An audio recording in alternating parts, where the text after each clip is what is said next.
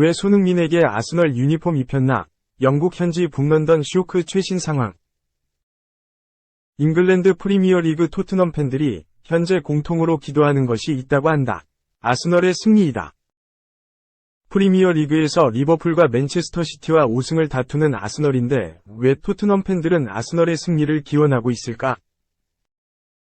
정확히 말하면 승리하기를 바라는 대회는 EPL이 아니라 챔피언스 리그이다. 더서는 최근 토트넘 팬들이 챔피언스 리그 8강에서 아스널이 바이에른 뮌헨을 이길 수 있기를 은밀히 바라고 있다면서 그 이유를 설명했다. 토트넘 팬들이 아스널이 승리하기를 바라는 경기는 오는 18일 바이에른 뮌헨의 홈구장에서 열리는 챔피언스 리그 8강 2차전이다. 1차전 아스널의 홈에서 열린 경기에서 양팀은 나타전을 펼쳤고 승패를 가리지 못하고 2에서 2 무승부를 기록했다. 2차전에서 이기는 팀이 준결승전에 진출한다. 아스널은 홈에서 2실점했기에 최소한 2점 이상을 넣고 무승부나 승리하면 된다. 아스널이 승리하기를 토트넘 팬들이 바라는 이유는 챔피언스 리그 진출권이 계속 살아있기를 원하고 있기 때문이다. 잘 알다시피 프리미어 리그에서는 4위 팀까지 챔피언스 리그 출전권이 주어진다. 하지만 만약에 이번 시즌 챔피언스 리그에서 프리미어 리그 팀이 우승할 경우 자동으로 출전권이 주어지기 때문에 프리미어 리그에서는 한 팀이 더 나갈 수 있다.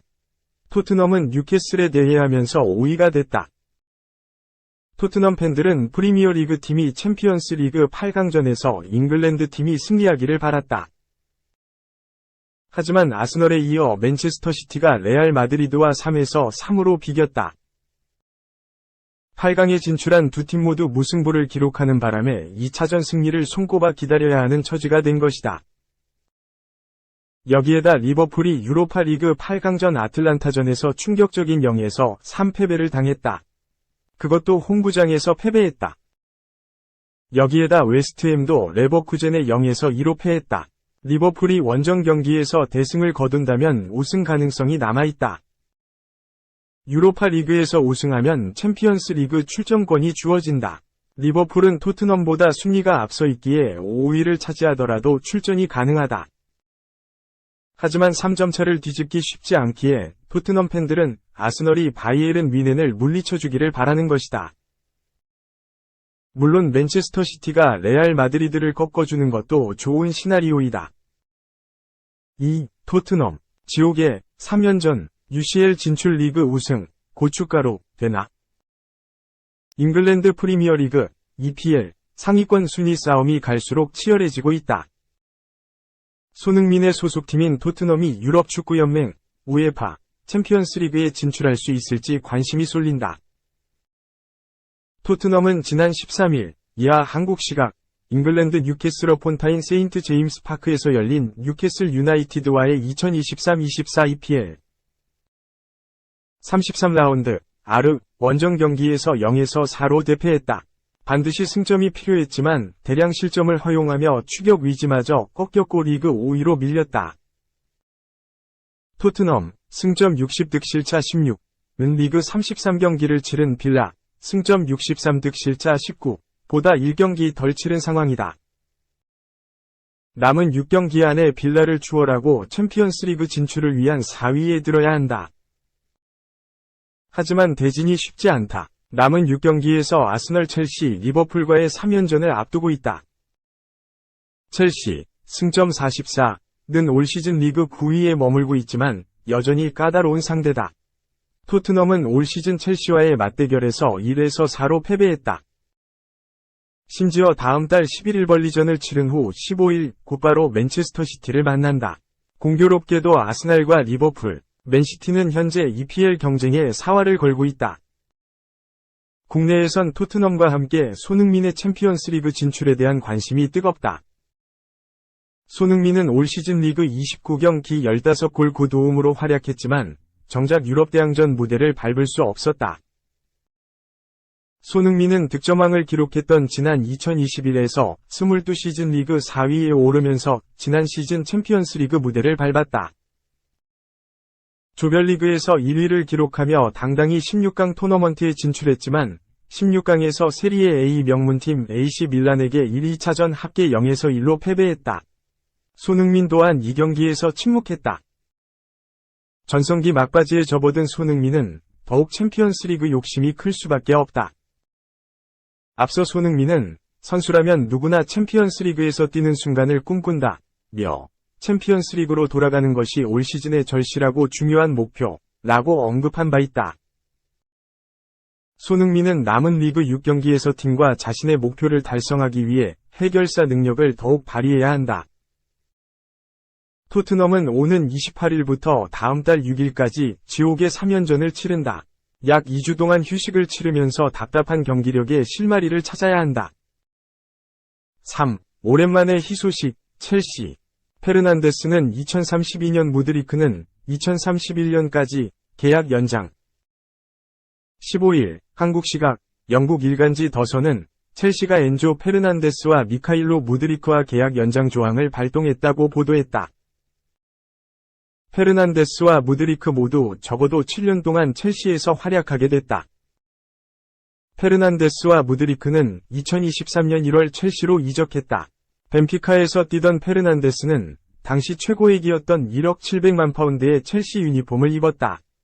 2022년 카타르 월드컵에서 영플레이어상을 수상했던 페르난데스는 많은 빅클럽들의 관심을 받았고, 당시 토드 보웰리 구단주 부임 후 빅사이닝을 원했던 첼시의 러브콜에 답했다. 벤피카와 불편한 관계를 감수하면서까지 첼시행을 택했다. 샤흐타르 도네츠크에서 우크라이나의 네이마르로 불렸던 무드리크는 무려 9,700만 파운드의 첼시로 왔다. 무드리크는 아스널이 적극적인 구애를 했지만 첼시가 거액을 제시하며 하이제킹에 성공했다.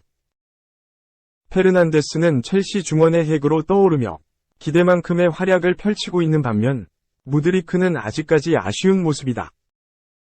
지난 시즌 리그에서 단 한 골도 넣지 못했던 무드리크는 올 시즌에도 24경기에 출전해 4골에 그치고 있다.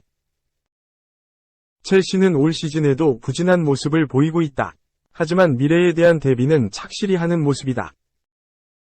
이들은 1년 추가 계약이 더해지며 페르난데스는 그가 31세가 되는 2032년까지, 무드리크는 30세인 2031년까지 첼시에서 뛰게 된다. 초대형 장기 계약으로 젊은 자원들을 묶는 데 성공한 첼시는 내년 여름에도 특급 자원들 영입에 총력을 기울일 예정이다. 4. 위넨 미친 매물 등장. 전무후무 UCL 3연패 지단을 김민재 플러스 케인 옆으로. 스페인 마르카는 14일, 이하 한국 시각, 최근 바이에른은 지단 감독의 에이전트에게 연락하여 그의 이적 가능성에 대한 구단의 관심을 전달했다. 최근 바이에른 수뇌부는 지단의 측근에게 연락해 레알 마드리드와의 관계가 끝난 지 3년 만에 벤치로 복귀할 의향이 있는지 알아보았다. 우리가 파악한 대로 지단과의 접촉은 이미 시작됐다고 보도했다. 바이에른은 토마스 투엘 감독과 이번 시즌 계약을 조기에 종료하기로 합의했다. 바이에른은 투엘 감독과의 합의가 끝난 즉시 새로운 사령탑 찾기에 나섰다. 조세 무리뉴 전 AS 로마 감독, 안토니오 콘테 전 토트넘 감독을 비롯해 수많은 사령탑이 바이에른과 연결됐다. 바이에른이 가장 원했던 감독은 바이엘 레버쿠젠에서 엄청난 성적을 보여준 사비 알론소였다. 지도자 경력이 짧고 빅리그 경험이 없다고 해도 감독으로서 보여주는 잠재력이 완벽에 가깝다는 평가를 받고 있다. 바이에른은 위르겐 클롭 감독의 대체자를 찾고 있는 리버풀과 경쟁했는데 전혀 예상하지 못한 일이 벌어졌다. 알론소 감독이 두 구단의 진지한 관심에도 불구하고 레버쿠젠 잔류를 선언해버린 것이다. 알론소 감독은 레버쿠젠에서 자신의 과제가 더 남았다고 생각했다. 알론소 감독의 잔류 선언 후 바이에른은 다시 원점에서 사령탑을 검토했다. 기다긴 논의 끝에 바이에른이 율리안 나겔스만 독일 감독을 최우선 타깃으로 정했다는 보도가 나왔다. 독일 스포르트 빌트의 크리스티안 폴크 기자와 토비 알트셰플 기자는 지난 11일 팟캐스트를 통해 바이에른 수뇌부의 결정이 내려졌다고 밝혔다. 폴크 기자와 알트셰플 기자는 알론소 감독의 거절 후 나겔스만 감독은 뮌헨 감독 후보에서 매우 높은 순위를 차지했다. 그는 현재 랄프 랑닉 오스트리아 감독과 로베르트 데 제르비 브라이튼 감독을 앞지르고 있다. 나겔스만은 최근 바이에른 복귀에 대해 매우 신중한 입장을 취했지만 바이에른을 떠난 지 거의 1년 반 만에 구단으로의 복귀를 상상해볼 수 있게 됐다고 밝혔다. 막스 에벨 바이에른 단장이 직접 나서서 나겔스만 감독 복귀를 추진 중이라는 내용까지 더해졌다. 나겔스만 감독은 이번 여름까지 독일 사령탑을 맡는다. 유로 2024가 시작되는 6월 중순 이전에 자신의 거취를 미리 확정하고 싶어한다. 이에 바이에른도 빠르게 작업을 진행하고 있다는 소식이 들렸다. 그런데 바이에른이 지단 감독과 접촉 중이라는 사실이 새롭게 등장해버린 것이다. 지단 감독은 선수 시절 두말할 필요가 없는 레전드였다. 감독으로서의 성과도 대단하다. 레알에서 전무후무한 유럽 챔피언스리그, UCL, 3연패를 달성해냈다. 레알에서만 감독직을 했다는 단점도 있지만 레알에서의 성과가 너무 화려하다. 2020에서 2021 시즌 이후로 레알 지휘봉을 내려놓은 지단은 3년 동안 야인 생활을 보냈다. 맨체스터 유나이티드, 파리 생제르맹, PSG, 프랑스 등 부임설만 무성했을 뿐 실제로 지단이 움직이는 경우는 없었다. 그러나 최근에는 입장이 변한 모양새다. 지단 감독은 최근 언젠가는 이탈리아에서 지도할 수도 있지 않겠는가. 어떤 일이든 일어날 수 있지만 지금은 다른 일을 하고 있다. 벤치로 돌아갈 것이라고 확신하고 다시 훈련하고 지도하고 싶다며 새로운 팀을 맡을 준비가 됐다고 밝혔다. 지단 감독을 데려올 수만 있다면 나겔스만 감독보다 훨씬 좋은 매물이다. 나겔스만 감독의 실력이 문제가 아니라 나겔스만 감독이 바이에른에서 실패한 이력이 있기 때문이다. 2시즌 전에 바이에른에서 잘린 감독을 다시 데려오는 그림은 최상위 B클럽에서는 자주 나오지 않는 모양새다. 바이에른은 독일 분데스리가 트로피 이상을 원하는 구단이다.